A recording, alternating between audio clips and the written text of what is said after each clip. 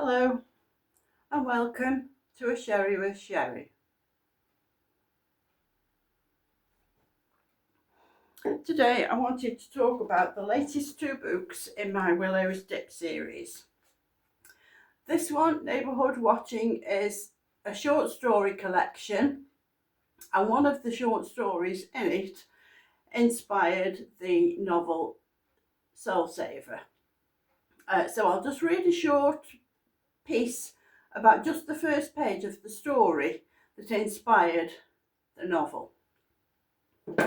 This is the story about from here is the villagers of Willow's Dip are all nosing and gossiping into each other's business.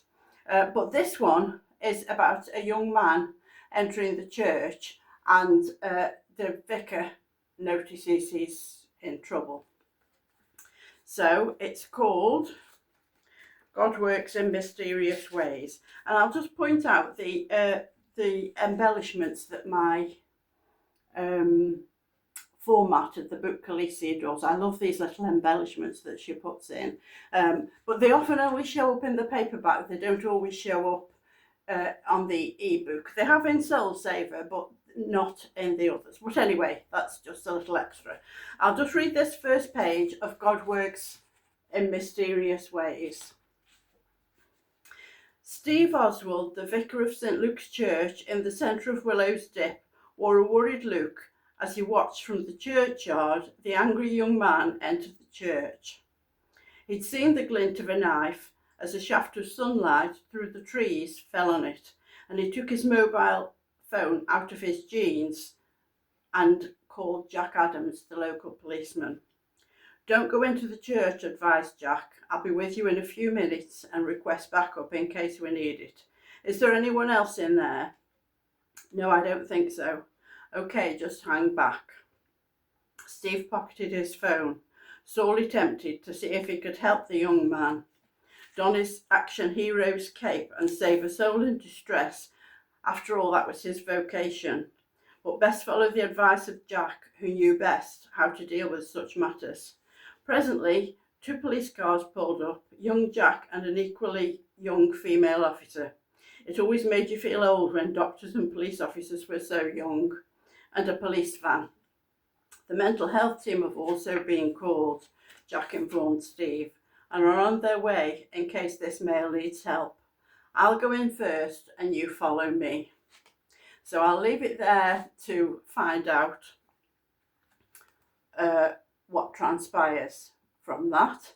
And that story inspired this novel. I thought we would see where that went and what happened from there. So we'll follow on from there. It turns out that the young man's name was Noel, and this is just a little bit about him. You see, these are the embellishments in this book.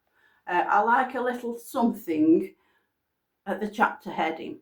And as I say, quite often they only show up in the paperback, but in Soul Saver, they've come up on the ebook as well.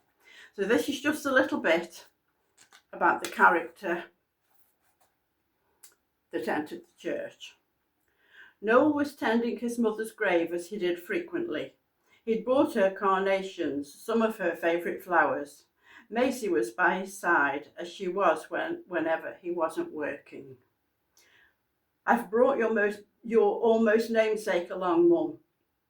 You'd have loved her if you'd met." He ruffled the dog's head and she wagged her tail in response. The two had become close companions. He arranged the flowers in the pot after removing the dead ones. He got over most weeks, but with work it wasn't always possible, and he didn't like her grave to look neglected. He'd added small plaques with verses on to go with the headstone, which was quite basic as he wasn't financially able to run to anything fancy. "I've had a disappointment in love, Mum. But I don't feel as bad as I thought I would about it. That's thanks to Maisie here." He looked lovingly at the dog. "I think we were meant to be together. I've liked Colette, a girl on the tills at work, for a while, but looking back, she's only ever been friendly towards me. Well, gossip around the store has it that she started a relationship with a girl from the bakery. Lucy, her name is. She has short green hair. I'd noticed they were friendly, sat together on lunch breaks, that kind of thing, but I didn't think in that way. There was never any chance for me, was there, if she prefers women to men? Maybe I'd have been more jealous if it had been a man. Weird, isn't it? You talk to them too, said a voice passing behind him as a blonde woman of about his age moved to a grave a bit further along. He blushed, feeling stupid.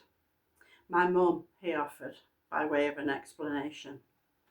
So I'll leave it there. See if that's been intriguing for you, if you'd like to have a little look.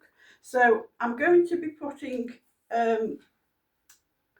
this one, the short stories, along with the two previous novels on a giveaway, free giveaway for the ebooks coming up soon. So I'll keep you posted about that. So cheers. Thank you for listening. Enjoy your day.